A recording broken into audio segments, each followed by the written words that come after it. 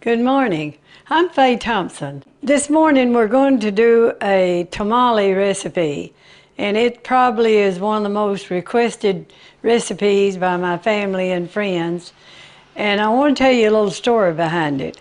Years ago, there was a lady that used to sell them on the street, and my husband and my two children would go get tamales, and we all loved those tamales. Well, she died, and she didn't leave a recipe with anyone. So ever since then, I have been trying to copy that recipe.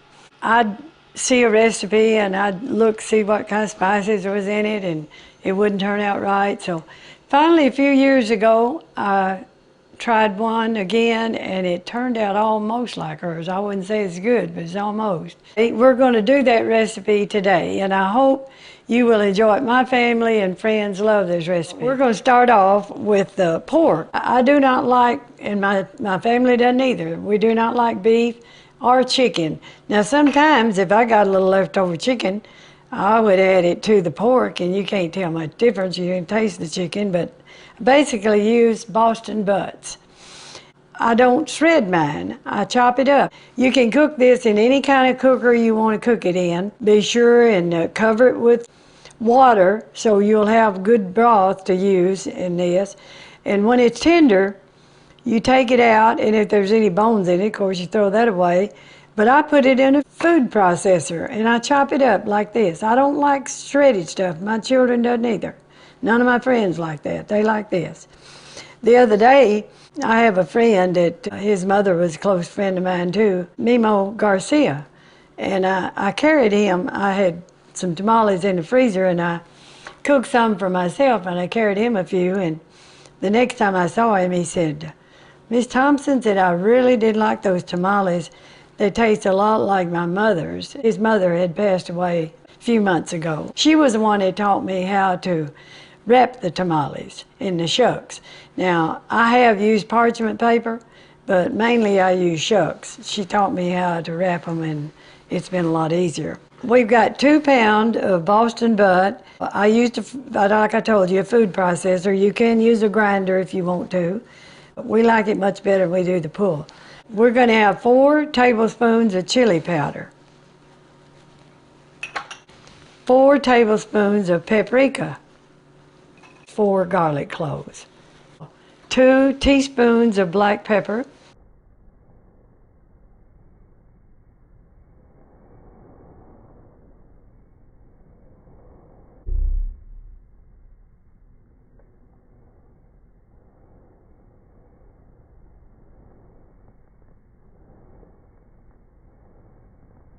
2 teaspoons of cumin, 1 teaspoon of oregano, 1 teaspoon of cayenne pepper.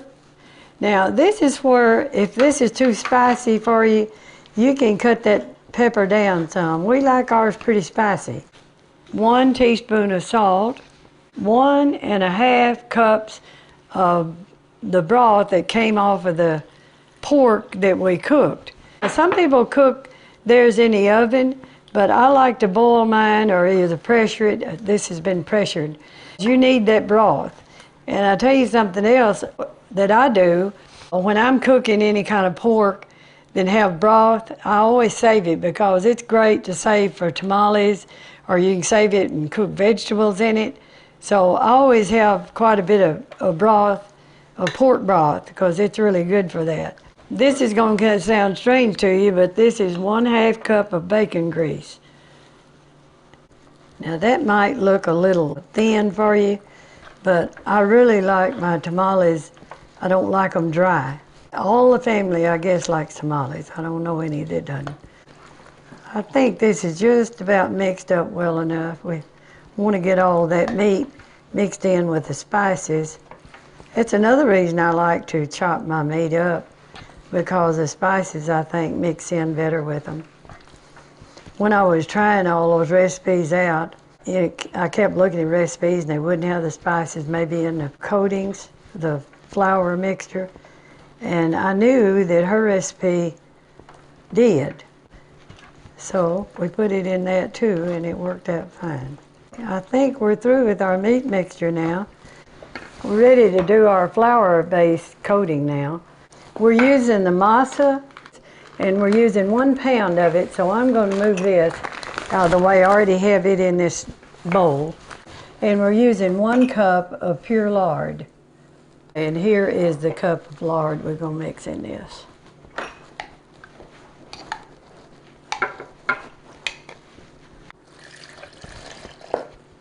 A 4½ cups of broth that came off of your meat.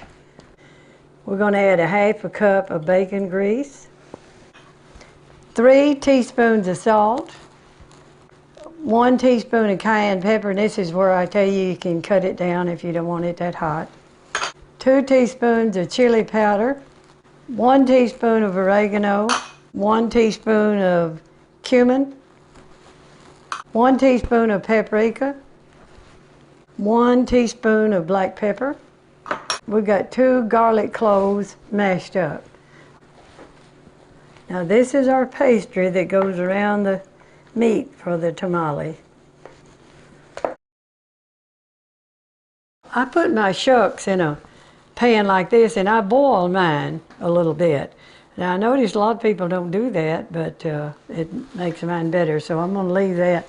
And you have to put a weight on it, so I had this little bacon press and I just put it down on it and held them down until they got pliable.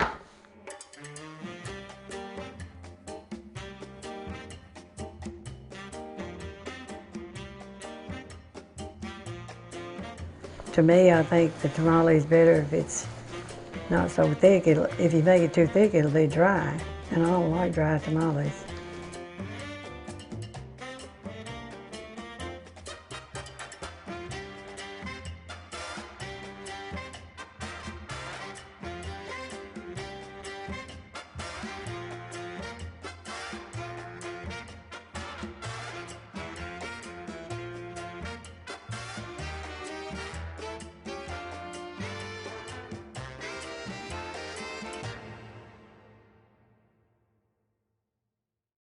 Okay, we're through with this.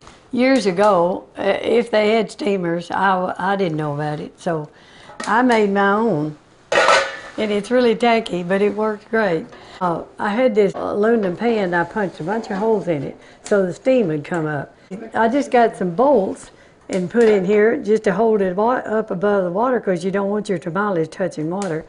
And then I had to have a handle, so I got another bolt here and got me a little dowel rod and put in there, and it worked great. And I just still use it. I think I've got a good one somewhere, but I don't use it.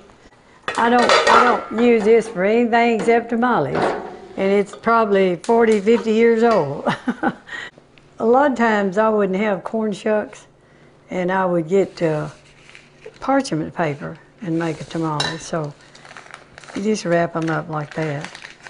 And usually if you're going to use parchment paper, you're going to want to tie them a little bit. So I'll make about 3 and tie them together. I'd cut me 2 strings. And I would put one on top of the other like this, and it'll hold better.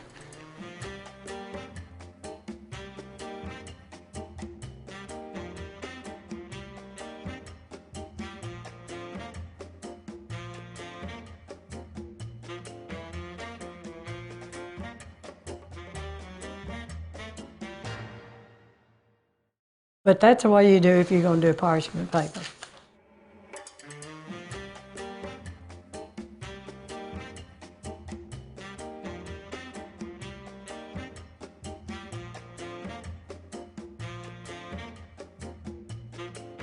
I usually fix big tamales, so we just wrap the end like that.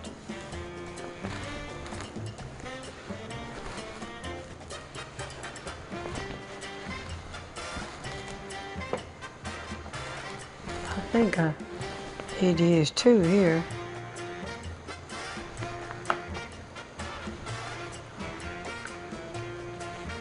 Now, you see how that pork, when it's chopped up, how good it works for you there?